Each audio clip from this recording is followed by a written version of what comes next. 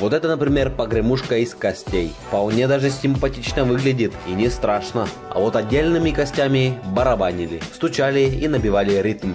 А вот это основная кость дичи. Ей игрались двумя способами. Либо это была лошадка, либо кораблик.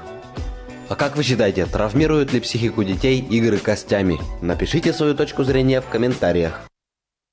Генрих, ты татан шмони там, да? Но так шмони там тыгыс, наверное, неко тенчид шуам фильм я соскут виджедны, да? Наверное. Вот тай шмони там я сокоди тен мов пушта ты ачит тай А чем я кукава монтирует и мике окта сюрам, шакова татан шутитышна, шмонитышна. А куди ты вот монтируй там, да, бырас текст гижан, либо первый гижан, сэша монтируй там. Me монтирует газ, кажбы я мем кадряс. Я пукша гижа текст каж вошина, вошя сэша.